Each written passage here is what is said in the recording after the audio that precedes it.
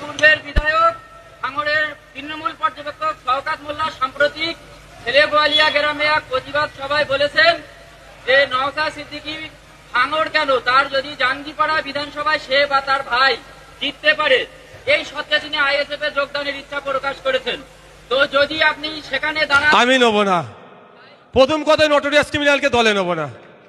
প্রথম কথাই উত্তর, আমার এক কথায় উত্তর, ওই ধরনের নটোরিয়াস ক্রিমিনাল আমাদের দলের রাজ্য কমিটির মানুষজন যেখানে ঘুরে ওঠা বসা করে, সেখানে তো মাঝে মধ্যে ঝাঁটটাট দিতে হয়, পরিষ্কার পরিচ্ছন্ন রাখতে হয়। সেই কাজে নিযুক্তর জন্য ওই ধরনের কুখ্যাত দুষ্কৃতীকে আমরা দলে নেব না। কারণ ওখানে ঝাঁটপাট দিতে দিতে আমার 5টা ভালো মানুষ যারা পেন খাতা বই নিয়ে লড়াই করতে চায়, সেও হয়তো কথা শুনে সেও হয়তো বোম তুলে নিতে পারে। সুতরাং ওনাকে নেওয়ার প্রশ্ন আসছে না। রাজনীতিতে চিরশত্রুতা বা চিরবৈরিতা বলে কিছু হয় না, এটা প্রয়াত প্রাক্তন প্রধানমন্ত্রী কংগ্রেস নেতা মনমোহন সিং বলেছিলেন। তার কথাকে সম্মান দিচ্ছি আমি, কিন্তু প্রত্যেকটা ক্ষেত্রে ব্যতিক্রমী বলে একটা থাকে, সেই ব্যতিক্রমীটা এদের জন্য না। দেখুন, এর কথার সাথে কাজের দাম, কথা আর বাস্তবের সাথে মিল আছে। 2021 সালে বলেছিল স্টেজে, যখন ভোটের প্রচার চলছে, আমার বড় ভাইয়ের নাম নিয়ে, যে ওর ছোট ভাই ভাঙড়ে, তখন আমি দাঁড়িয়েছিলাম যখন 21 নির্বাচনের সময়, যদি ভাঙড় থেকে জিততে পারে ওর, তাহলে ও যদি জিতে ওর সার্টিফিকেট ছিঁড়ে ফেলে দেবে, বা এই ধরনের কথা বলেছিল। কই এই ঘটনা ঘটেছে? তাহলে ওনার কথার সাথে কাজের মিল নেই। অনুরোধ করছি, ওর কোশ্চেন করে সময় নষ্ট করবেন না।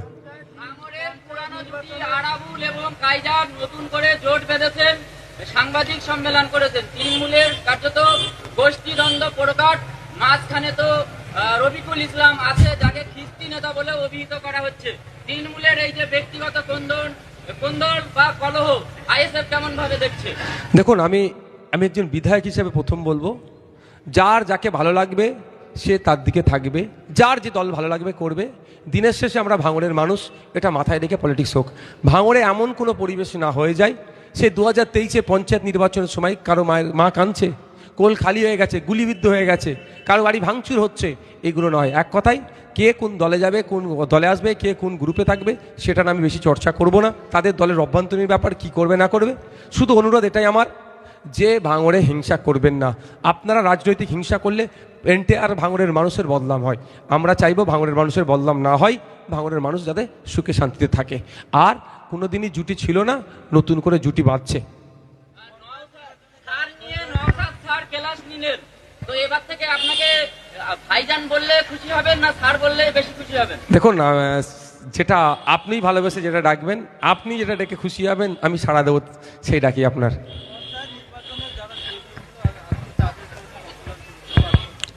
শান্তির বার্তা, ঐক্যের বার্তা, মানুষের পাশে থাকার বার্তা।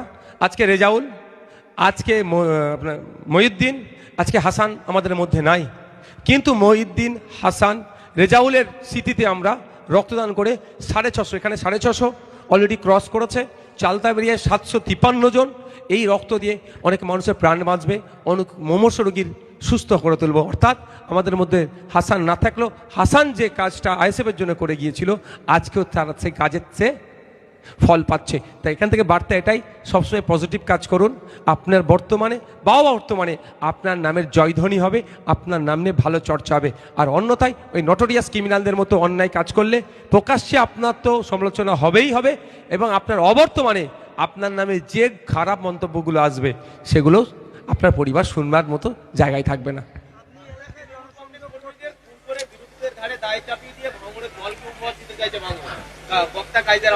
এটা তো আমরা অনেক আগে বলেছি। যেদিনকে খুন হয়েছিল তার পরের দিন সকালে আমি বাইট দিয়েছিলাম। বাইট দেওয়ার পরে কি বলেছিলাম, যদি সঠিক তদন্ত হয়, শওকত সাহেব যেখানে দাঁড়িয়ে আছে তার right side, left side, front side, back side, তখনও কিন্তু কেউ গ্রেফতার হয়নি, এ কথা বলেছিলাম। সঠিক তদন্ত হলে তাহলে ধরা পড়বে। তারপরে যখন প্রথম যাদের কয়েকজনকে ধরলো, তাদের মধ্যে শওকত সাহেবের সিকিউরিটির পরে সব থেকে কাছে যে ব্যক্তিটি দাঁড়িয়েছিল, সেইটি ব্যক্তিটি গ্রেফতার হয়েছে।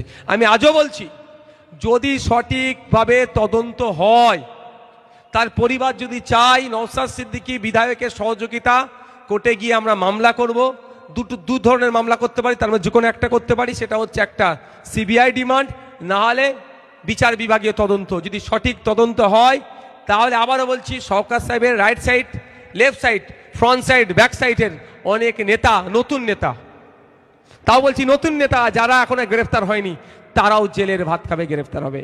এটা তারা করে আইএসএফকে কালিমালিপ্ত করার চেষ্টা করেছে। এই ধরনের ঘটনা হয়তো আগামী দিনে আরও ওরা ঘটাতে পারে। তাই সাধারণ মানুষকে বলবো, শুধু আইএসএফ ফ্যাক্টর নয়, সাধারণ মানুষকে বলবো সজাগ থাকতে হবে। আমরা ভাঙড়ে খুনোখুনি হিংসার রাজনীতি করতে দেব না। 2023 সালের আগে পর্যন্ত, শওকত সাহেব দায়িত্ব নেওয়ার আগে পর্যন্ত ভাঙড়ে রাজনৈতিক হিংসা হয়েছে। আইএসএফকে মেরেছে, মেরে পিঠের চামড়া তুলে নিয়েছে, মিথ্যা মামলা দিয়ে কেস জেল খাটিয়েছে, ইভেন আমাদের ঘরে আগুনও লাগিয়ে দিয়েছে। কিন্তু আমাদের কাউকে প্রাণে মেরে দেয়নি, প্রাণে বাঁচিয়ে রেখেছিল। আর এই নটোরিয়াস ক্রিমিনাল দায়িত্ব পাওয়ার পর থেকে আইএসএফ এর লোককে প্রাণে মারল, তার দলের লোকও প্রাণে মরল।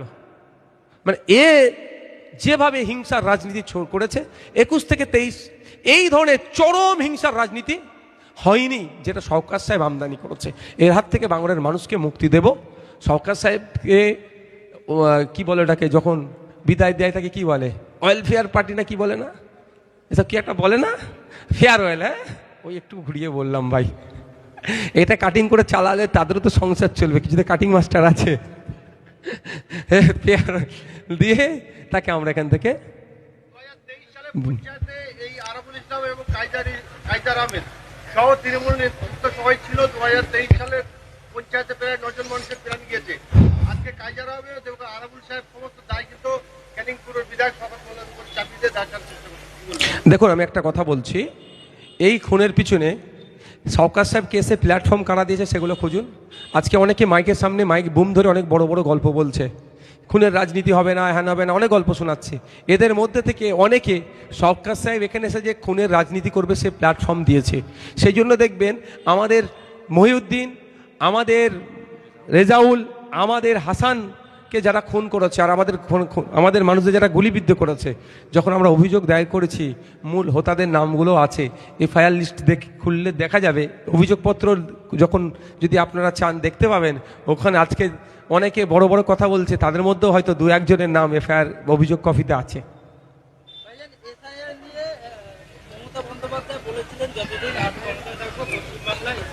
উনি ক্ষমতায় নেই বলে পশ্চিমবঙ্গে এসআইআর হচ্ছে। তাহলে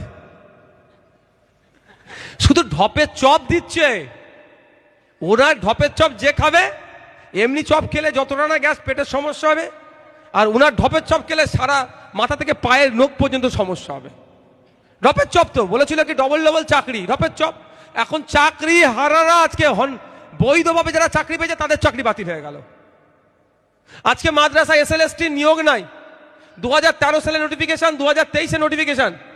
এই এত ডিস্টেন্স, মাদ্রাসায় প্রায় 10,000 শিক্ষাকর্মী শূন্য পদ, কিন্তু চাপে পড়ে কিছু 600 কটা ভ্যাকেন্সি, 300 না কটা ভ্যাকেন্সি দিয়েছে, মানে আপনার জয়নিং লেটার দিয়েছে। কিন্তু জয়নিং লেটারের মাদ্রাসায় গিয়ে শিক্ষকতা করার আগে মেডিকেল সার্টিফিকেট আর পুলিশ ভেরিফিকেশন, এই পুলিশ ভেরিফিকেশনের নামে বকলমে খবর পাচ্ছি এনআরসি নাকি করিয়ে নেওয়ার কাগজপত্রগুলো চাইছে। তো ঢপের চপ দিয়েছে, 10,000 মাদ্রাসা দিবার গল্প শুনিয়েছে। আনএডেড মাদ্রাসা 338টি, যাদের এখন অনুমোদনহীন, আর অনুমোদন 237টি, 235টি। না বাচ্চাদের মিড ডে মিল, না বাচ্চাদের স্কুলের ব্যাগ, না বাচ্চাদের বই, না বাচ্চাদের পেন খাতা, না চক, না ডাস্টার, কিছুই দিচ্ছে না। আপনি শুনলে অবাক হবেন, যে সরস্বতী প্রেস আছে সে স্কুলের বই বিক্রি করে মার্কেটে, আর মাদ্রাসার বই বাইরের মার্কেটে বিক্রি হয় না, আর সরস্বতী প্রেস ক্লাবে বিক্রি করছে না, আর সরকারও ওই মাদ্রাসাতে বই দিচ্ছে না। বাচ্চারা কোথায় যাবে? এই ঢপের চপ দিয়ে চালাচ্ছে। আর ঢপের চপ কি আমরা এই জায়গায় দাঁড়াচ্ছি? এই এসআইআর নিয়েও ঢপের চপ দিয়েছিল, বলছিল এসআইআর হলে হাম কি ঘিরাও করেঙ্গে। তো ঘিরাও করার বাদ দিয়ে, বসো ভাই বসো, আরে তুমি বসো, পিছনে ক্যামেরা চলছে। ঘেরাও করা বাদ দিয়ে কি তারপরের দিনই চা খেতে চলে গেছে অফিসে। এই ঢপের চপে কেউ বিশ্বাস করবেন না।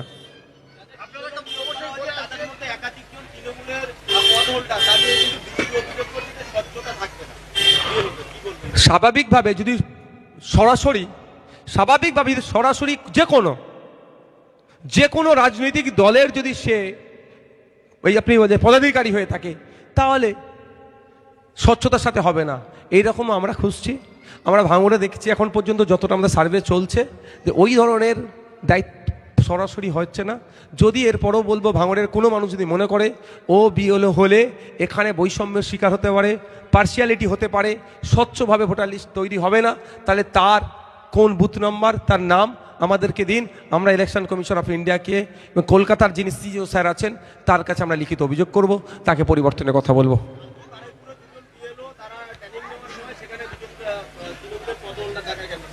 তাহলে নিশ্চিতভাবে তার বুথের তার তার অ্যাসেম্বলি যেটা আছে, তার বুথ যেটা আছে, তার অঞ্চল যেটা আছে, নিশ্চিতভাবে তার নামে অভিযোগ দায়ের হবে। তাদের লোকাল থেকে অভিযোগটাই দায়ের করতে হবে স্বাভাবিকভাবে। আমি জানি না কে হয়েছে, কোন বুথের তিনি দায়িত্ব পেয়েছেন, তাকে সরিয়ে দেবে, কিছু করার নেই, সরাতে বাধ্য, নাহলে বৈষম্যের শিকার হয়ে যাবে। আপনি একটু আগে বলে গেলেন যে ক্যানিং টুডুর বিধায়ক দায়িত্ব নেওয়ার পর থেকে ভাঙড়ে হিংসা অব্যাহত। আপনার কথাকে শিলমোহর দিয়ে এখন তৃণমূলের এক অংশ যারা পুরনো নেতা তারাও বলছেন যে শওকত মোল্লাকে এই জায়গাতে তাড়াতে হবে, আমরাও চাই ভাঙড়ে শান্তি। আমি তো অসত্য কথা বলিনি। আমি যদি অসত্য কথা বলতাম তাহলে আপনি বলতেন। আমি সত্য কথা বলেছি, সত্য সব সময়ের জন্য সত্য। আজকে সত্য কথাটা এস্টাবলিশ হয়নি, 5 বছর পরে হবে, 50 বছর পরে এস্টাবলিশ হবে। আমি বলে এসেছি কবে থেকে, 2 বছর আগে থেকে বলছি, 1 বছর আগে থেকে বলছি কথা। 1 বছর পরে তার দলের লোকেরাই আমার কথাটাকে সত্য প্রমাণ করলো। তাহলে সবসময় আমাদেরকে সত্য কথা বলতে হবে, সঠিক পথে থাকতে হবে। ভাঙড়ে আইএসএফ যখন আইএসএফের ব্যানারে জীবনদান বা রক্তদানে যখনই আপনারা উৎসাহিত করছেন মানুষকে, তখনই শাসক দলের নেতারা কাউকে মার্ডার করার জন্য চক্রান্ত করছে এবং কাইজার আহমেদ নিজে দাবি করেছেন, কি বলবেন? দেখুন, আমরা বলছি কাইজার সাহেব, আরাবুল সাহেব, রাজ্জাক খাঁ সাহেব যিনি মারা গেলেন, বা আরও যারা নেতারা আছে, আমার সাথে তাদের রাজনৈতিক মতপার্থক্য ছিল, আছে, থাকবে। এই ধরনের নেতাদের মধ্যে অনেককে আমি চোর ডাকাত বলে সম্বোধন করি, দুর্নীতি করে বলে, দুর্নীতিগ্রস্ত। কিন্তু এর মধ্যে কাউকে কেউ মেরে দিক, আমি এটা কোনোভাবেই চাইবো না। হিংসা আমি কোনোভাবেই চাইবো না, কার ক্ষতি হোক আমি কোনোভাবেই চাইবো না। এদের বিরুদ্ধে আমাদের লড়াই জারি থাকবে, ছিল, আছে, সংগ্রাম জারি থাকবে। গণতান্ত্রিক প্রক্রিয়ায় ভোটের মাধ্যমে মানুষকে সাথে নিয়ে এদেরকে আমরা পরাজিত করব। কিন্তু এদের মধ্যে কেউ খুন খারাপি তার দলের লোকেরাই তাকে করে দিক, আমি এটা কোনোভাবেই চাই না। আমি একজন বিধায়ক হিসাবে ভাঙড়ের মানুষ প্রত্যেকটা শান্তিতে থাকুক, নিরাপদে থাকুক, এটা কাম্য করব। সেটা কাইজার সাহেবের জন্যও করব, আপনার আরাবুল সাহেবের জন্যও করব, আর আপনার বুথের একজন সাধারণ মানুষের জন্য এটা কামনা করব। এসআইআর নিয়ে আপনি ভয়ের কারণ নেই বলেছেন, কিন্তু একথা অনস্বীকার্য যে সমগ্র পশ্চিমবঙ্গে ভয়ের বাতাবরণ তৈরি হয়েছে। কিন্তু বিশেষ করে সংখ্যালঘু সম্প্রদায়ের মধ্যে তারা বিশেষ করে মনে করছে যে তাদের কাছে উপযুক্ত প্রমাণপত্র থাকলেও ইন্টেনশনালি তাদেরকে হয়তো বাদ দেওয়া। এরকম কিছু যদি ঘটে, আইএসএফ এর পরবর্তী পদক্ষেপ কি? প্রথম কথা, আমি ভয়ের কারণ নেই বলিনি, আমি বলেছি আতঙ্কিত হবেন না। আমি কি বলেছি? এসআইআর নিয়ে অহেতুক অযথা আতঙ্কিত হবেন না। দ্বিতীয় কথা হচ্ছে, আপনি যেটা বলছেন যে সংখ্যালঘু সম্প্রদায়ের মুসলিমরা আতঙ্কিত, তাদের বৈধ কাগজপত্র থাকার পরেও নাকি তাদেরকে হ্যারাসমেন্ট করবে। দুটো বিষয় বলছি। এই যে কথাটা ছড়াচ্ছে কারা, সবাই তারা তৃণমূল আর বিজেপি ভয় দেখাচ্ছে। তাহলে বাইনারি পলিটিক্স তৈরি করার জন্য কথা ছড়াচ্ছে। আমার কাছে কাগজ আছে, আমি বুক ঠুকে বলবো, আমি কাগজ জমা দেবো, রিসিভ নেব। তারপরেও যদি আমার নাম লিস্টে না আসে, আমি অভিযোগ দায়ের করব। অভিযোগ জমা করার সময় দিচ্ছে, আমি ফিজিক্যালি অ্যাপিয়ার হয়ে সেটাকে সমাধান করব। এরপরেও যদি বলছি, শুধু আমি একথা বল জোর গলায় বলে যাচ্ছি, কোনো তৃণমূলের কর্মী, তৃণমূলের নেতা, তৃণমূলের পদাধিকারী বৈধ কাগজপত্র থাকার পরেও তাকে যদি অবৈধ ঘোষণা করা হয়, তার জন্য আইএসএফ নওশাদ সিদ্দিকী আইনি লড়াই লড়বে। সাধারণ মানুষের জন্য তো লড়বই। সেখানে তৃণমূল বলছে যে যারা সাধারণ কর্মী রয়েছে তাদেরকে হেল্প করবে। ভাঙড়ে আইএসএফ কংগ্রেস যারাই রয়েছে এবং জমি মাফিয়া মানে আরাবুল ইসলাম কাইজারের বিরুদ্ধেই বললেন যে তারপরেও ভাঙড়ে তৃণমূল কংগ্রেস ইত্যাদি ভোটে জিতছে। মানুষ চাইলে জিতবে। যদি মানুষ চাইলে জিতে, আর যদি ওদের জায়গায় থাকে, তাহলে আমাদের নেতাদের নামে মিথ্যা মামলা দিচ্ছে কেন? বুদ্ধকলের গল্প শোনাচ্ছে কেন? খেতে ফলাবো না, খামারে ফলাবো, এই গল্প শোনাচ্ছে। ওরা আতঙ্কিত হয়ে গেছে, ওরা ভয় পেয়েছে। মানুষ দেখছে যে 2021 থেকে 2026 মানুষ সজাগ সতর্ক হয়েছে, আরো বেশি ভোটে মানুষ ওদেরকে হারাবে। ওদেরকে পরাজিত করার জন্য ওদের দলের যারা সমর্থক তারাও ওদেরকে নিয়ে অতিষ্ঠ। তারাও যারা 2021-এ তৃণমূলকে ভালোবেসে ভোট দিয়েছিল, বিজেপিকে আটকানোর জন্য ভোট দিয়েছিল, সেই সমস্ত ভোটগুলো আজকে কোথায় আসবে? ফিরে খামচিহ্নে ফিরে আসবে। ওই জন্য এই ধরনের গল্প শোনাচ্ছে। ভাইজান, এই যে রক্তদান শিবির, এখানে জাতি ধর্ম বর্ণ নির্বিশেষে মানুষ রক্ত দিতে এসেছে। কিছু কিছু বিজেপি নেতা নেত্রী বা রাজনৈতিক নেতা নেত্রী আছে, মানে বর্তমান কালে আপাতকালীন ভাবে দেখা যাচ্ছে তারা মুখ খুললেই মুসলিমদের বিরুদ্ধে মুখ খুলছে, তারা মুসলিমদের নিয়ে নানান রকম কটূক্তি করছেন, নিদান দিচ্ছেন। আজ এখানে যারা রক্ত দিচ্ছেন দেখা যাবে 70% মুসলিম। তো তারা যে রক্ত দান করছেন তারা কিন্তু কোনো এক্সপেকটেশন রাখছেন না যে আমার রক্তটা মুসলিমের শরীরে যাক বা রক্ত না থাকাটাই তো স্বাভাবিক মানুষের পরিচয়। দেখুন একটা কথা বলি, মুখ খুললেই বিষ উগলাচ্ছে, মুখ খুললেই হিংসা, মুখ খুললেই হিন্দু মুসলমানের লড়াই লাগিয়ে দেবে। তো ওই মুখগুলোকে বন্ধ করতে হবে। তো ওই মুখগুলোকে বন্ধ করবে কোথায়?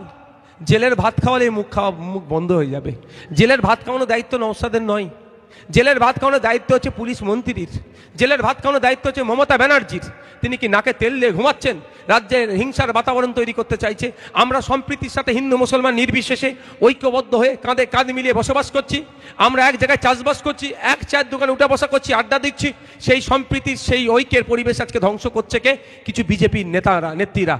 তাদেরকে মুখটা বন্ধ করতে হবে। মুখ বন্ধ করার দায়িত্ব হচ্ছে মমতা ব্যানার্জির। দুর্ভাগ্য, মমতা ব্যানার্জি তাদের মুখ বন্ধ না করে বকলে তাদেরকে আরো উৎসাহিত করছে। হিন্দু মুসলমানের মধ্যে যত বিভাজন তৈরি হবে, বিজেপি তৃণমূল মিলে তত ফায়দা নেবে। এর হাত থেকে বাংলাকে বাঁচানোর জন্যই হিন্দু মুসলমান নির্বিশেষে মানুষকে ঐক্যবদ্ধ করছি। এই ধরনের সামাজিক অনুষ্ঠান হিন্দু মুসলমান নির্বিশেষে এক জায়গায় থেকে তাদের বিরুদ্ধে হুঙ্কার দিচ্ছি। তার সাম্প্রদায়িক শক্তিকে বাংলায় ঠাঁই দেবো না, তাই সেই কথা বলছি। Thank you.